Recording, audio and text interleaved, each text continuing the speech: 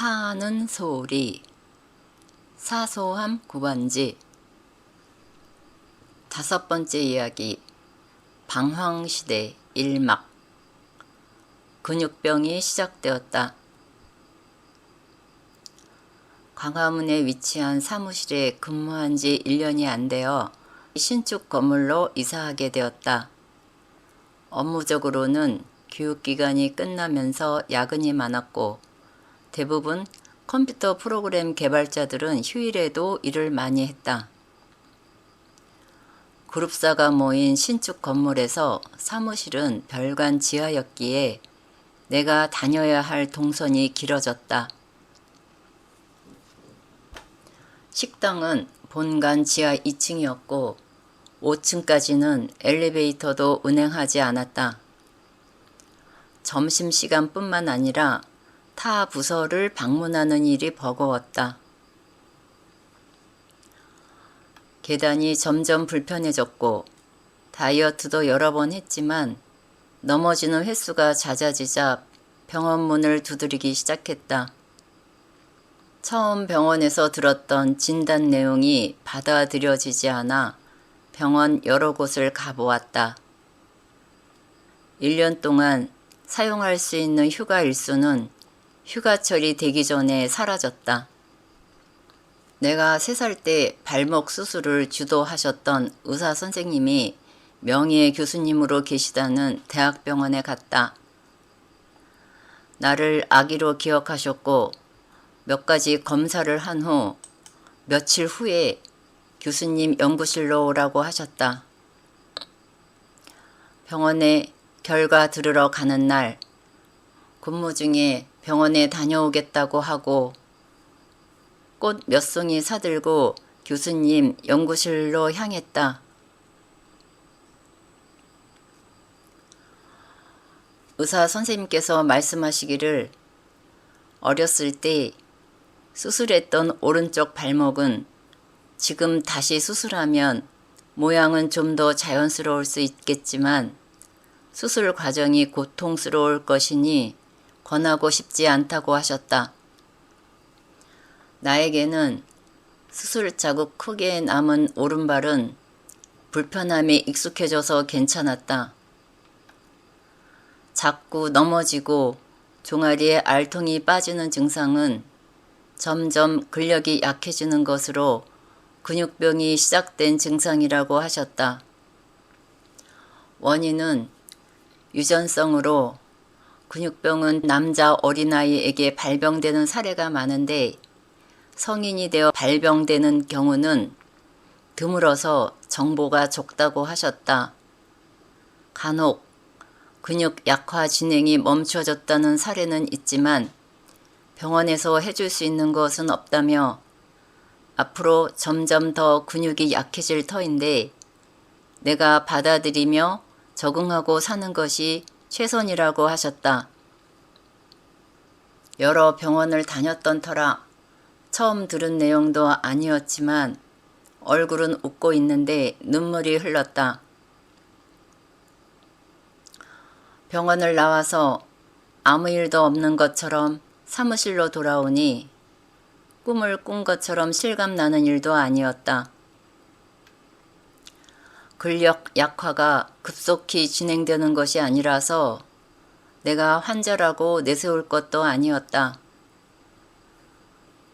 주변 사람들에게 굳이 설명할 것도 없었고 뛰지 못하게 되고 걸음 속도가 느려질 때까지 행동이 느린 사람으로 농담하며 지냈다. 유전적 근육병이라는 것을 받아들이기 힘든 것은 나뿐만이 아니었다. 부계, 모계 모두 근육병 질환 가족력은 없었기에 더욱 받아들이기 힘드셨을 것이다. 나는 집에서 내색하지 않았고 할 수도 없었다. 내게 큰일이 일어난 것은 알겠는데 어떻게 해야 할지도 몰랐다. 근무하며 지내는 일상생활이 달라진 것은 없었다.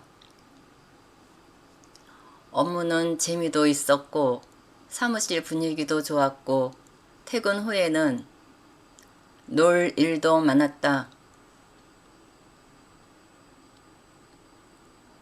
나에게 관심을 보이며 다가오는 사람이 있어도 나는 이성을 사귀면 안 되는 사람 같았다. 일상생활은 나쁘지 않은데 내면에서는 늘 한 걸음 뒤에서 바라보는 느낌이었다. 근무지에서 나는 잠시 머물다 떠나야 하는 사람 같았다. 버스에 오르는 2개의 계단이 점점 더 높아 보여서 택시를 주로 이용했다. 운전면허를 취득했으나 1980년대 중반의 월급으로 자차 운전하기는 능력 밖이었다. 친구들을 만날 때는 계단이 낮고 동선이 적은 곳에서 만나게 되고 근육병에는 잘 먹어야 된다는 이야기를 들어서 식사하게 될 때에는 영양가 좋은 음식을 선택하게 되었다. 장소도 메뉴도 나 때문에 선택한 것이라 비용을 내가 지불할 때가 많았다. 경제적 관념이 무지했기 때문이기도 했고 사람들 만나는 시간에 나의 지병을 내색하고 싶지도 않았기 때문이다. 한편으로는 희귀 질환에 대한 대처 방법을 몰라 두려워서 포장했는지도 모른다. 온갖 복잡한 감정을 외면하고 이성이 지배한 시절이었다. 그렇다고 아무것도 안 하기에는 너무 젊었다. 한 병원에서 처방해준 주사를 정기적으로 맞았는데 부작용이 있었다. 온몸은 부어올랐고 원래 저음이던 목소리가 오후가 되면 소리가 안 나왔다. 처음 찾아갔던 한의원에서 다리 힘이 약해지니 체중을 줄여보라고 권했다. 다이어트를 하다가 쓰러지기도 했지만 중단하지 않고 체중을 줄였다. 무지한 선택의 대가는 무지한 도움이 크게 돌아왔다. 뭔가 원인을 찾아야 할 것 같았다. 관심이 있던 정신세계 분야에 더 파고들었고 진료 잘한다는 한의원, 기치료 등등 무지한 만큼 좌충우돌 보이는 대로 끌리는 대로 찾아다니는 방황기가 시작되었다.